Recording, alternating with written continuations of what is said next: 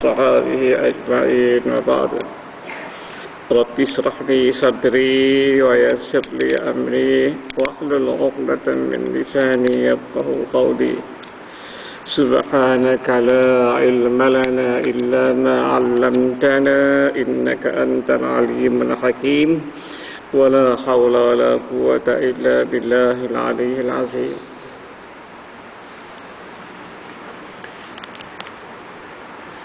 Tazkirah ke-6. Apabila anda meminta. Itu tajuknya. Peringatan yang ke-6 atau tazkirah yang ke-6 apabila anda meminta. Minta apa? Dan kepada siapa? Jadi seolah-olahnya tazkirah kita ini ada sikit tanda tanya lah ya. Apabila anda meminta, minta apa? Dan kepada siapa? Jadi jawapannya ialah sebagaimana pada mukaddimah itu, petikan ayat wa qala rabbukum ud'uni astajib lakum. Itu jawapannya. Wa qala rabbukum ud'uni astajib lakum. Dan Tuhanmu berfirman, berdoalah kepadaku, nescaya akan ku perkenankan bagimu. Jadi terjawablah persoalan yang ditimbulkan oleh tajuk tazkirah kita pada malam ini. Apabila anda meminta, minta apa? Mintalah apa-apa saja pun. Kepada siapa? Kepada Allah Subhanahu wa ta'ala. Islam mengajar kita, mengajar ummahnya supaya sentiasa mengingatkan Allah, mengingatkan Tuhan pencipta diri mereka.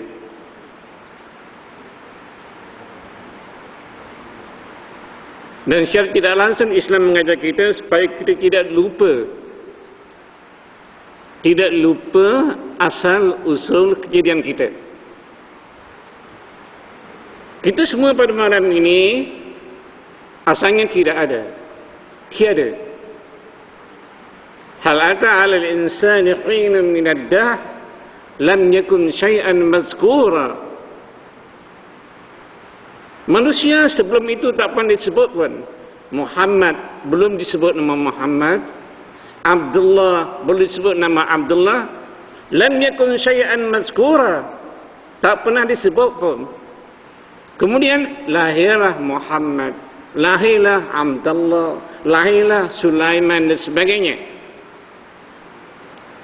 Kelahiran manusia ini sama ada generasi sekarang maupun akan datang, artinya yang sudah berlalu, adalah bertujuan supaya mereka mengingatkan Allah, mengingatkan kepada Tuhan yang menciptakan diri mereka dan sentiasa mendekati kepadanya. Itu tujuan utama. Fama khalaqtul jinna wal insa illa liya'budun. Aku tidak jadikan manusia dan jin melainkan supaya mereka itu beribadah. Ibadah mana? Memohon doa, mendekati diri dan sentiasa mengingati Allah Subhanahu wa taala. Jadi tuan-tuan dan puan, kalau kita renung sejenak, apakah faedahnya kita selalu mengingati Allah? Ataupun apakah tujuannya meminta kita memohon doa kepadanya? Kenapa tak boleh berdoa kepada yang lain-lain daripada Allah? Jawabnya ialah supaya kita kenal diri kita. Bila kita kenal diri kita, kita kenallah siapa kita. Dan akhirnya kita akan agungkan Allah Subhanahu wa taala. Sebab yang lain-lain daripada Allah itu tak sempurna. Bayangkan tuan ni, kita katalah kita nama saya Muhammad, si pula namanya Ahmad. Ahmad manusia.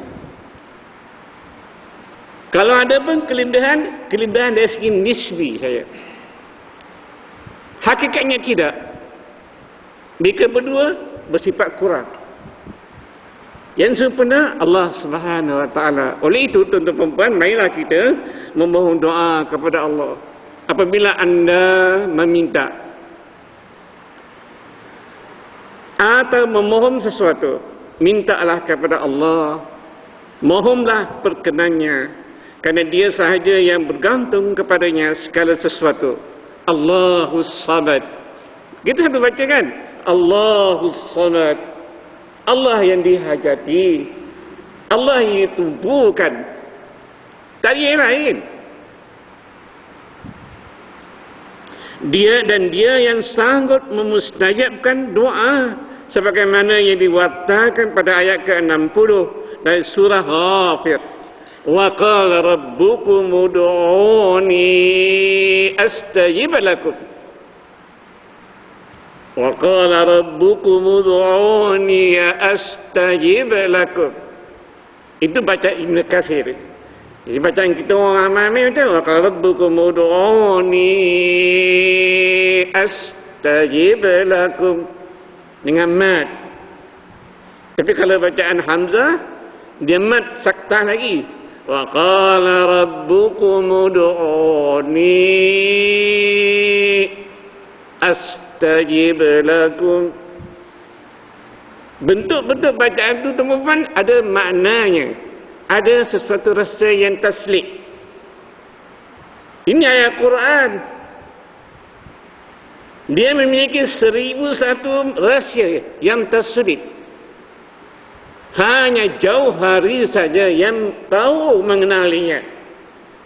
Jadi kita semua pada teman-teman, kalau kita tak mempelajari, kita tak akan tahu. Baik, kalau kita perhatikan bacaan kita. Wa qala rabbukum ud'uni astajib lakum. Mat ke situ untuk menyedarkan kita. Tuhanmu berfirman, berdoalah kepadaku.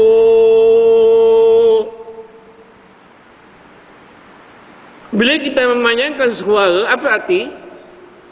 Kita mahu supaya orang mendengar suara kita. Atau kita mahu menunjukkan apa yang kita suarakan. Jadi bila kita berdoa, Ya Allah, Ya Tuhanku, Ya Rahman, Ya Rahim, kesanilah hamba. Murahkanlah rezeki hamba. Ini merupakan lanjutan suara yang diutarakan, yang dihulurkan ke depan sampai ke arah sana. Ya Allah, Ya Rabb. Sebab itulah tuan-tuan, bila kita berdoa dengan adab sopan yang baik, kita akan menikmati. Kita akan menikmati doa tu. Belum lagi kita menikmati mustajabnya. Bila kita berdoa kan dengan adab, tentu kita akan berdepan, kita akan tahu nanti ke depan tu. Dengan adab sopan kita berdoa kan, kita akan menikmati betapa lazatnya kata-kata luahan doa yang kita curahkan kepada Allah. Sejuk mata hati kita. Dan apabila kita berperasaan demikian, membuktikan bahawa doa kita telah dimustajabkan oleh Allah. Itu dan tanda-tandanya. Semasa kita berdoa tu, kita menikmati, kita merasai, kita melazati apa yang kita luahkan. Doa ke dimustajabkan. Tapi kalau kita baca al-Qur'an, ini kan doa belum tentu Tuhan mustajabkan. Walau bagaimanapun Allah pemurah. Minta saja dia akan memperkenankan. Cara memperkenankan tu terpulang pada dia. Sama ada dia nak beri apa yang kita minta, ataupun dia beri yang lain daripada apa yang kita minta, tapi bermanfaat, berfaedah kepadanya. Dua. Ataupun yang ketiga, Tuhan tak beri selalu, tak beri segera, tak segera akan berkenan, tangguh di akhirat. Itu cara Allah menerangkan doa. Jadi tuan-tuan dan puan-puan, jangan kita mudah rasa putus asa. Berdoalah. Sama ada sambil berdiri, sambil berjalan ataupun sambil duduk, berdoalah kepada Allah. Tuan-tuan tak boleh sebut dalam bahasa Arab, sebutlah dalam bahasa yang tuan-tuan boleh sebut. Bahasa Melayu, bahasa apa pun sebutlah. Asalkan ada unsur-unsur ataupun susun kata yang memohon doa kepada Allah Subhanahu Wa Taala. Baik. Firman Allah, wa qala rabbukum ud'uni astajib lakum innal ladzina yastakbiruna an ibadati sayadkhuluna jahannama dakhirin. Dan Tuhanmu berfirman, berdoalah kepadaku, nescaya akan ku perkenankan bagimu. Sesungguhnya orang yang menyombongkan diri dari menyembahku, maknanya dari berdoa kepadaku. Ini an ibadati, ibadah kat sini maknanya berdoa. Ya? Orang yang menyombong diri dari menyembahku, dari menyembahku, ini dia berdoa kepadaku, mereka akan masuk neraka jahanam dalam keadaan hina dina. Itu Tuhan marah ya. Dia pergi minta kat kubur, kat keramat sana. Dulu di Melaka dulu di Pulau Besar. Kubur tu panjang kuburan. Katanya wali. Saya pergi melawat, tengok dan bermalam kat situ. Pasal orang kata bila kita bangun jam 2 pagi, pergi kat situ berdoa, mustajab doa. Nak tahu pergilah. Pengunjung-pengunjung daripada Bandar Melaka datang ke Pulau Besar tu kan. Dia begitulah bila laut malam ramai dah. Dia minta lah apa-apa pun kan. Ini semua kaut khurafat. Alhamdulillah sekarang katanya dirutuhkan. Tak punya agama Islam Melaka rutuhkan, musnahkan dia punya amalan tu. Kepercayaan memuja kubur ni, memuja keramat ni, ini merupakan satu tradisi, satu adat. Biasanya kalau tuan-tuan pergi ke India, dekat dengan Nizamuddin tu. Nizamuddin ni, kalau saudara-saudara yang ikut jemaah tabligh tahulah markas yang paling tertua, markas dakwah yang paling tertua, asal pengasalnya daripada situ. Syekh Al-Kandahalawi itu orang situlah. Jadi sebelah dia tu kubur, puja kubur. Dengan gendannya, dengan apanya, siap dengan bunga lah apa. Islam tu pun.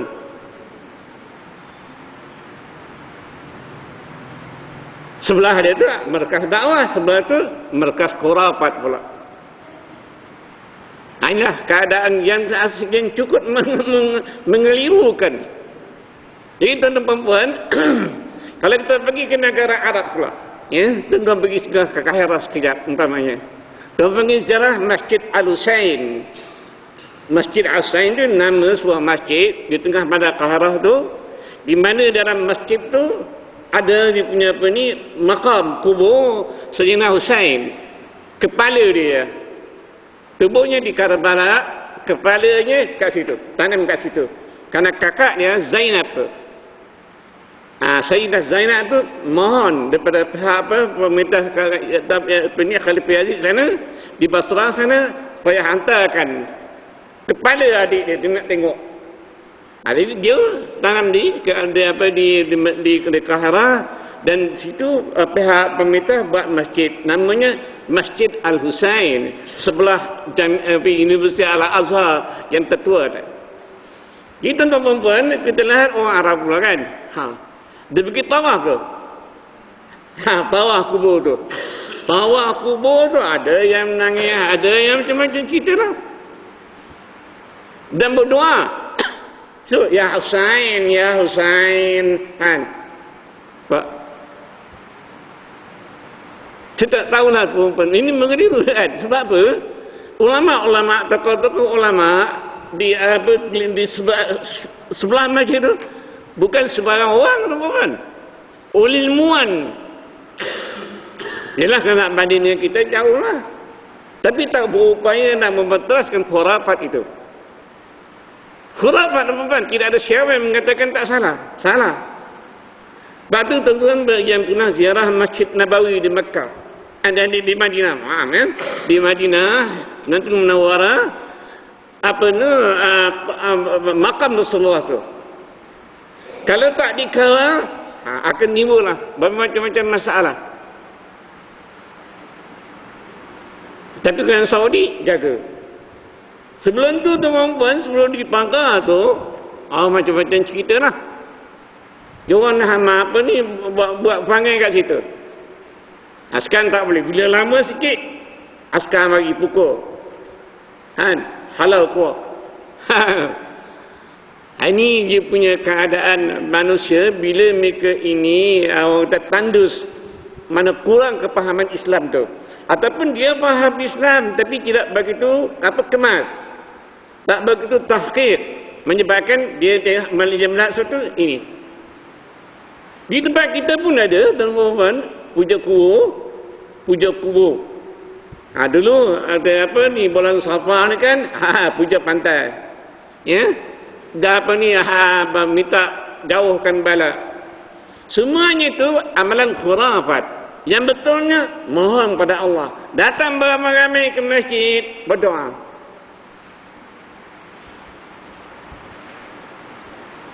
Tu iman masjid doa apa sahaja. Allah maksyif anna jahdal bala. Tuan-tuan apa ni balikkan tangan ke bawah tu.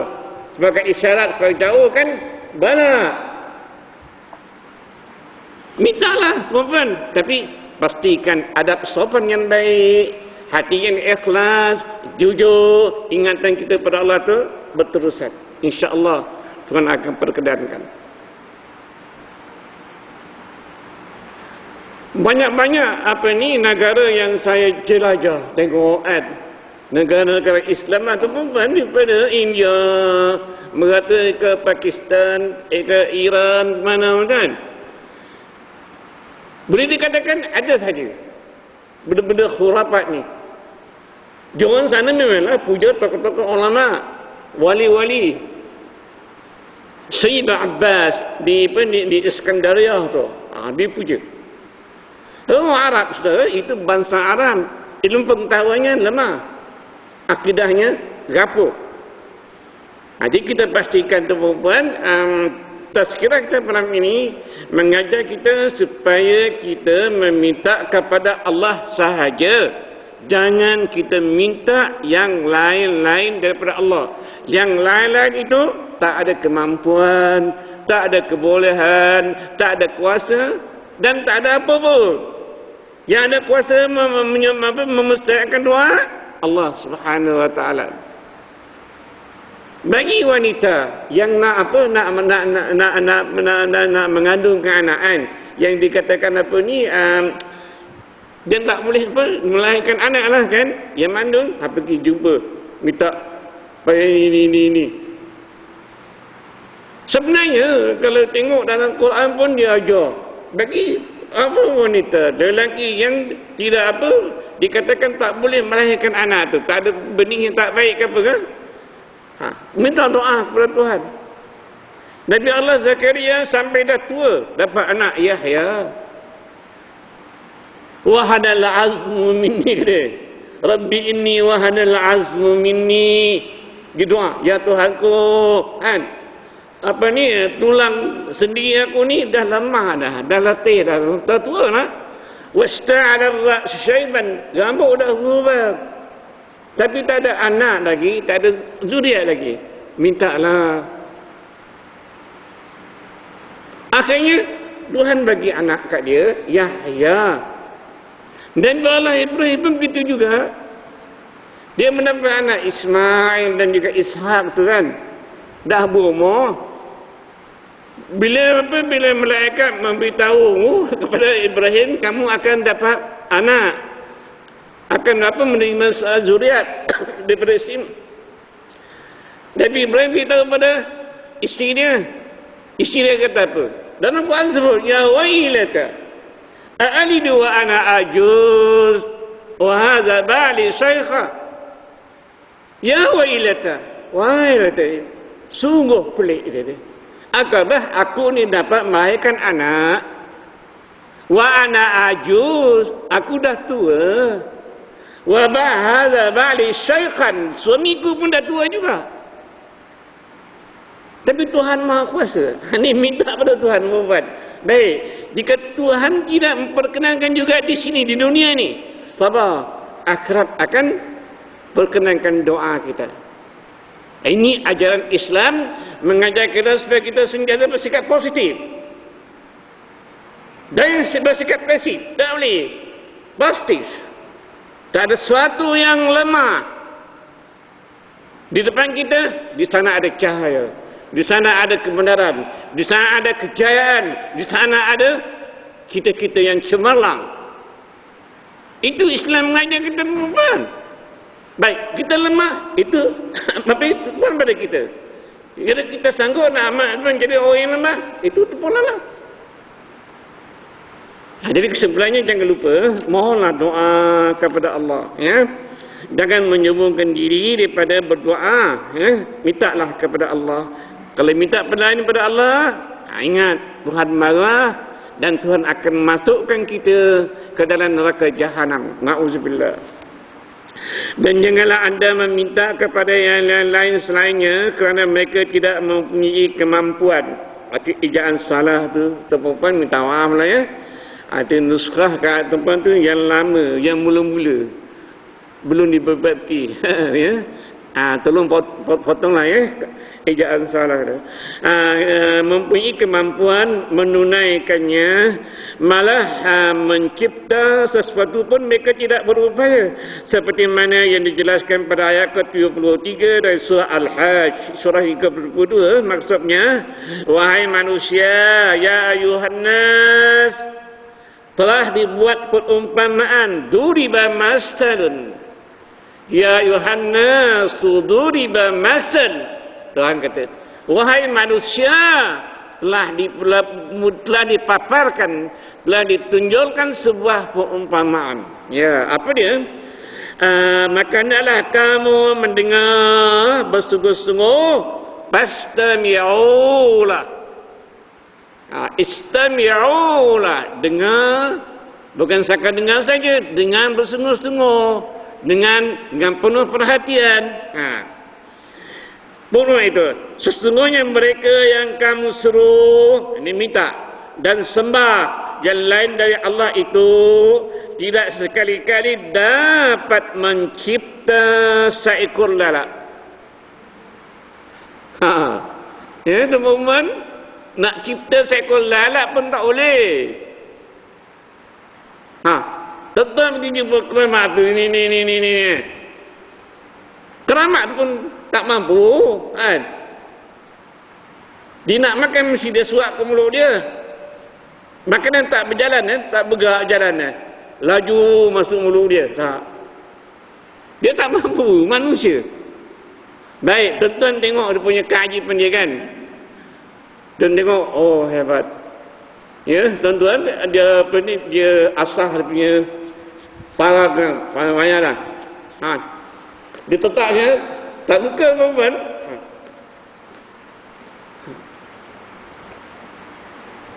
Siapa tak percaya? Tuan-tuan tengok kan dia teman tu. Kan?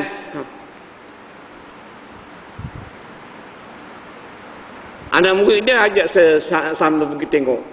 Tengok. Dia punya apa? Pang tu melenting.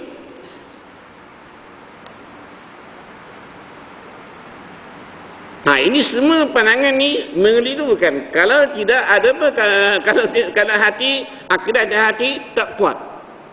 Kalau tuan-tuan percaya, oh hebat dia. Kan? Barang tak duduk dia, tak luka je. Salah.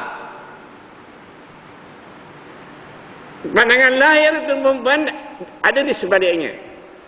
Dia takut kalau ada cara yang tertutup, dia boleh luka, boleh putus tangan dia. Dan orang yang menetap tangan dia tu, orang tu sudah dipengaruhi Simpulan tadi, jiwa dia telah pengaruhi dengan pengaruh tubuh tu. Ini semua tu perempuan hati-hatilah. Ya? Jadi kalau Tuhan beri dia tak apa, tak luka, tak luk tu, kata tak luka dia kan. Saat tu Tuhan izinkan tak luk. Di tangan terpesona, dia tu hebat kan. Parang panjang tak buka.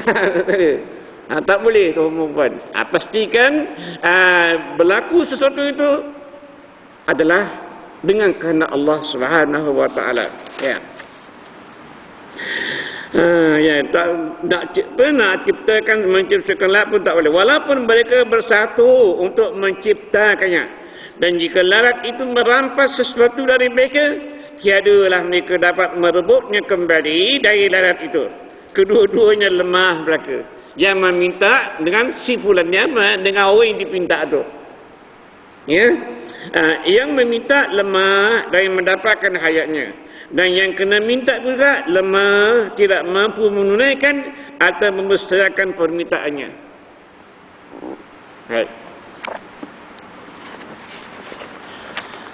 Ingatlah, apa saja permintaan yang anda minta tidak akan lesap bagaikan debu yang berterbangan bersama angin di udara. Ingat. Itu apa? Ingat tuan-tuan, itu fakta penting dah. Ingatlah, apa saja permintaan yang anda minta tidak akan lesap bagaikan debu yang berterbangan bersama angin di udara. Kemudian hilang tanpa berita. Tak macam tu.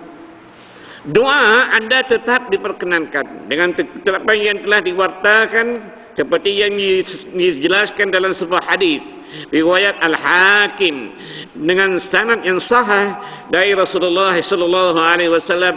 Sabdanya bermaksud sesungguhnya doa seseorang itu tetap diperkenankan dengan salah satu dari 3 cara, sama ada doanya disegerakan berkenan atau disimpan dan diperkenankan di akhirat nanti, atau dihindarkan keburukan daripadanya seperti yang diminta.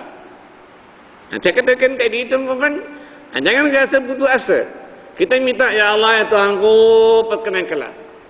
Dulu kena apa pepesan SPN mana guru banyak. Kemudian bila tiba dia punya putusan, anak kita tak lulus.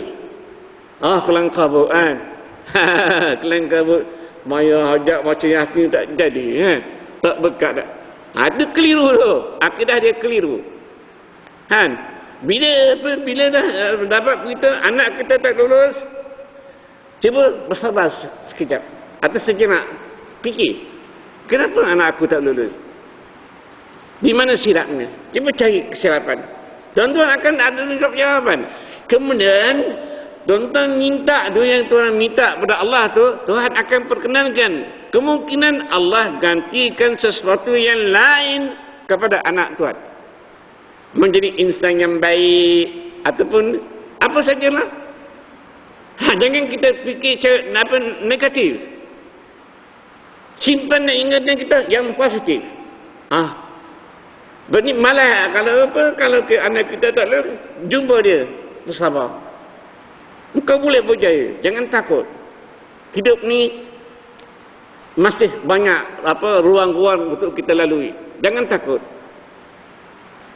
Itu cara hidup orang kata kehidupan orang Islam begitu, perempuan. Ya? Oleh itu, apabila anda mintalah kepada Allah Subhanahu wa taala, kerana tidak mungkin orang lain selainnya dapat memperkenankan segala permintaan. Sebagaimana yang dijelaskan dalam hadis Rasulullah sallallahu alaihi wasallam, riwayat At-Tirmizi, maksudnya, wahai anak muda, aku ingin mengajar dan memberitahu kamu beberapa kalimat. Peliharalah, yakni patuhilah perintah Allah, nescaya dia akan menjagamu. Satu. Ini disiplin ini. Setelah aja disiplin. Ini remaja ni. Abdullah ibn Abbas. Dia masih remaja. Tapi dia dah jadi seorang ilmuwan. Tokoh tafsir yang terkenal. Abdullah ni. Hadis nasihatnya, ya gulam.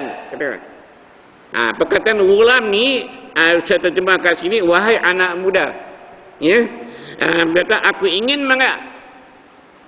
mengajar kamu, memberitahu pada kamu beberapa kalimah. Kalimah adalah perkara peliharalah, ni patuhilah apa perintah Allah, nescaya dia akan menjagamu. Satu.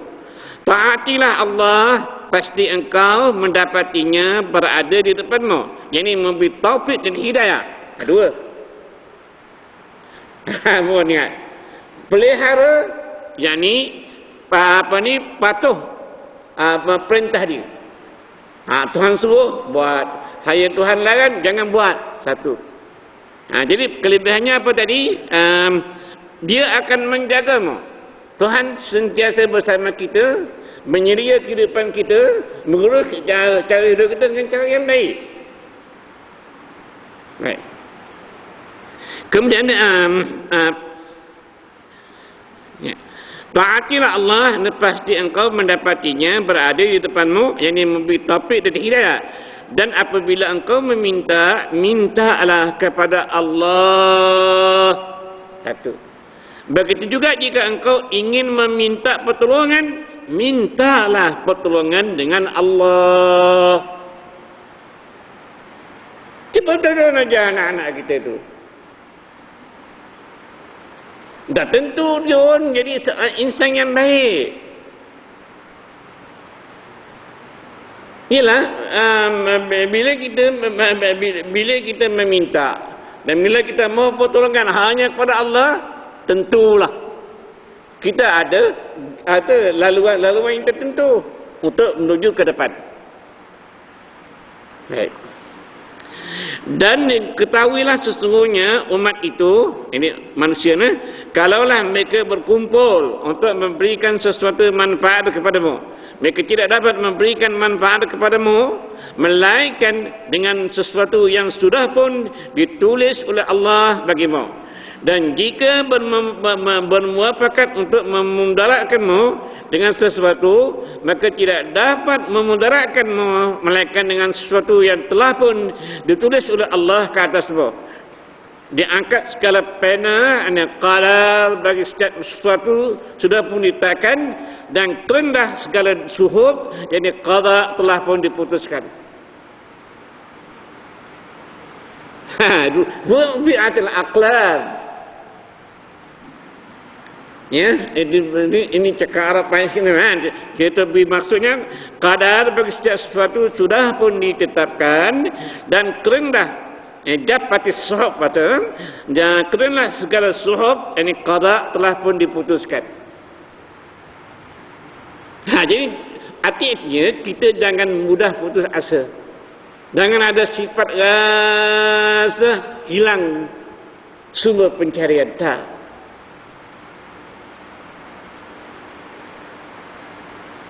Kita akan menemui jalan yang kita lalu aman, yang kita harapkan.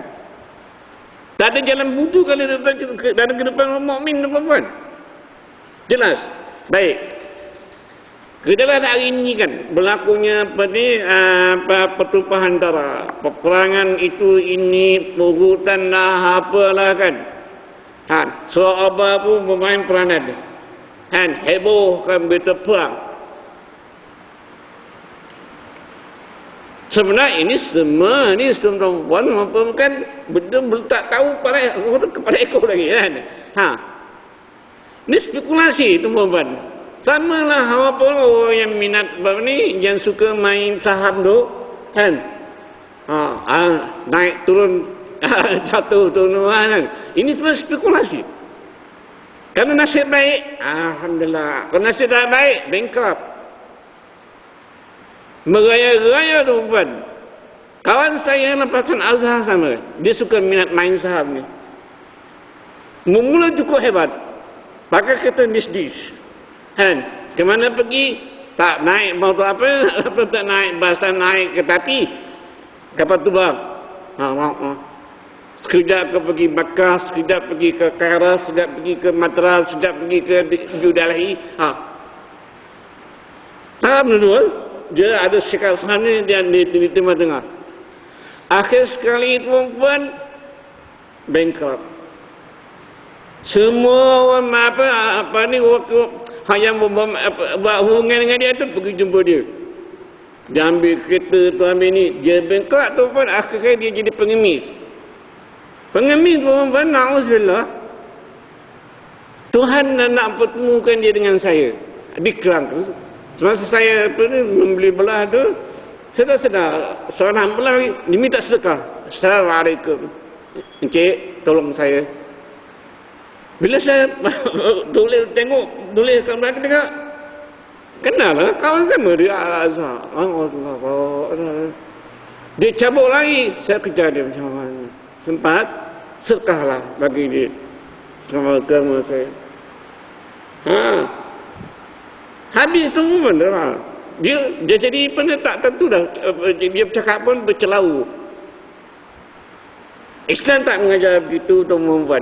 Islam kita ni supaya kita melihat sesuatu tu yang depan dengan fikiran yang secara positif.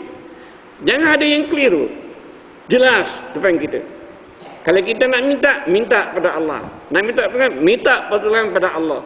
Baik, mungkin kita kata kita nak minta tu pergi jumpa si fulan tu. Nampak zahir kita jumpa si fulan tersebut, sebenarnya kita minta kepada Allah. Bismillahirrahmanirrahim. Ini laluan. Itu tak jadi kesalahan tu perempuan.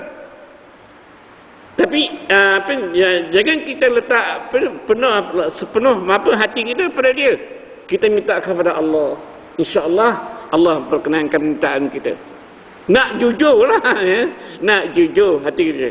Bila kita jujur, orang lain pun akan tunjukkan sikap jujur juga. Baik. Allah Azza wa Jalla memuji orang-orang yang berdoa dan meminta pertolongan kepadanya. Sebagaimana dinyatakan pada ayat ke-90 dari surah Al-Anbiya, maksudnya sesungguhnya mereka sentiasa bersegera dalam mengerjakan kebaikan. Tuhan puji. Innahum kanu yusari'una fil khairat, dan selalu berdoa kepada kami. Wa yad'unana fil gharaban wa rahaba. Ya. Selalu berdoa kepada kami dengan penuh harapan, kita gerun takut, dan mereka pula sentiasa khusyuk, ini taat kepada kami. Tuhan puji. Jadi bila kita dapat pujian daripada Allah, kita berdoa kan. Insya-Allah kita akan mendapat rahmat dan barakah hidup kita. Jangan takut perempuan. Lepas pada solat ke ataupun apa saja, tuan duduk, letih. Lepas pergi letih kan. Ya Allah ya Tuhanku, gandakanlah rezeki usaha yang aku cari ini. Cuba tunggu buat. Jadi kan satu amalan rutin. Bila tuan berhasnya, ya Allah ya Tuhanku, kan mudahkan rezekiku. Ya. Tapi kita orang masyarakat kita, orang Melayu kita ni kan tak begitu, tak menjadikan satu amalan yang rutin. Dia nak dua kata itu dia malu, dia segan. Tapi kalau bangsa Arab tuan-tuan biasa. Lepas dia kerja letik duduk sana ada, ya Rabb. Ini abduk. Ini dia. Seorang dia, ini abduk kata dia. Ya Tuhan, aku hamba-Mu. Aku dah buat kerja. Letih dah. Aku ada 4 di rumah. Berapa aku? Hanya 20 ringgit dia kata. Kan? Mana cukup? Mana dia? Lam yakfi Allah. Tak cukup. Zid. Ada. Tambahlah. Tambahkan lagi. Dia minta 20 buat. Dia tonton kerja. Gaji aku ini 4 ringgit. Itulah kita kata, kos pulang hidup tinggi hari ini, itu perempuan, tak cukup makan, jadi kita tu, ya Allah Tuhanku, tambahlah rezeki aku tu. Sekarang ni, pihak Cupid minta naik gaji, kan? Naik gaji. Itu orang bekerja lah dengan kerajaan. Yang kita tidak kerja dengan kerajaan ni, naik minta. Mana dia nak bela kita?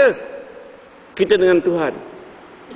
Itu pun sama ada kerja ataupun tidak, hati dengan Tuhan dulu. Minta, ya Allah ya Tuhanku.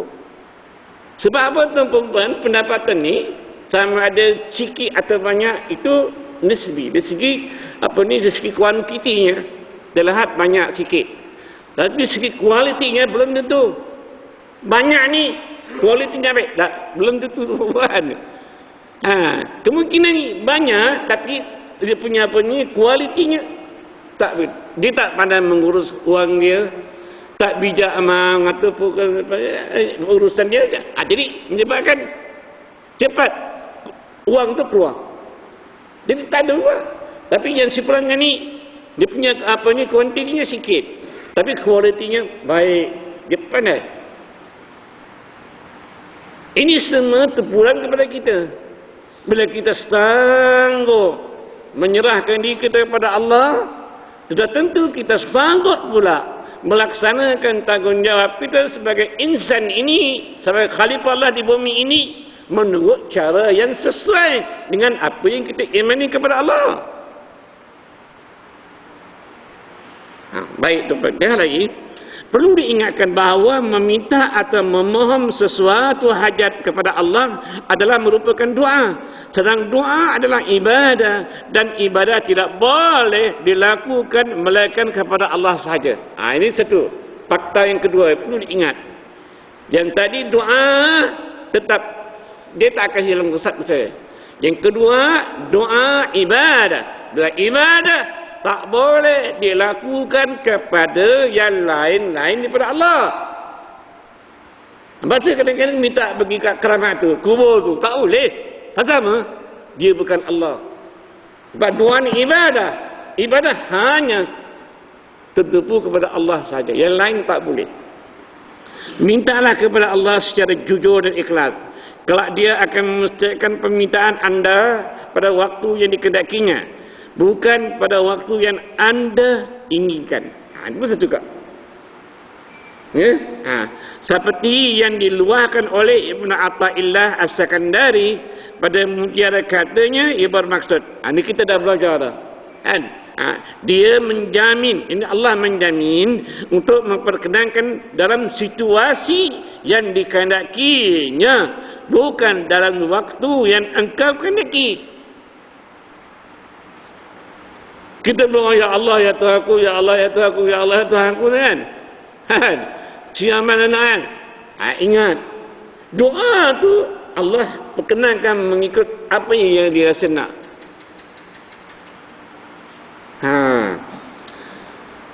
Dan janganlah engkau meragui terhadap janji itu anda tidak terlaksana meskipun telah tertentu waktunya, supaya situasi itu tidak mencederakan mata hatimu dan tidak memadamkan nur hatimu. Itu dia. Jadi jangan buruk sangka maksudnya. Bila kita dah berdoa, ya Allah, ya Tuhanku, ya Allah, ya Tuhanku, lepas masa dah ni kan, lewat ni, mana tak sampai lagi, tak mustahil lagi, tak nampak-nampak lagi. Jangan ada rasa begitu. Allah Rabbi perempuan. Sebenarnya tuan-tuan, kalau tuan-tuan nak menikmati doa nikmat doa ni, kalau tuan-tuan ada masa lah, ada duit sikit lah kan, tuan-tuan pergi ziarah umrah di Makkah. Tuan pilih masa yang tertentu, malam Jumaat ke apa ke, jam selepas 12 malam. Tiba tuan-tuan pergi ke tawaf Baitullahil Haram, duduk di sebelah makam Ibrahim. Tuan tahu kan makam Ibrahim? Ya, mohon doa. InsyaAllah tuan-tuan akan nikmati nikmat doa yang tuan-tuan mohon tu. Suasana yang lain tuan-tuan. Tapi sekarang tak tahulah apa keadaan situasi macam mana. Mungkin orang apa ni manusia ramai, tapi kalau zaman saya masih budak-budak tu, kalau jam 2 pagi, 3 pagi tu tak ada manusia, keluar. Ada pun seorang dua yang tawaf.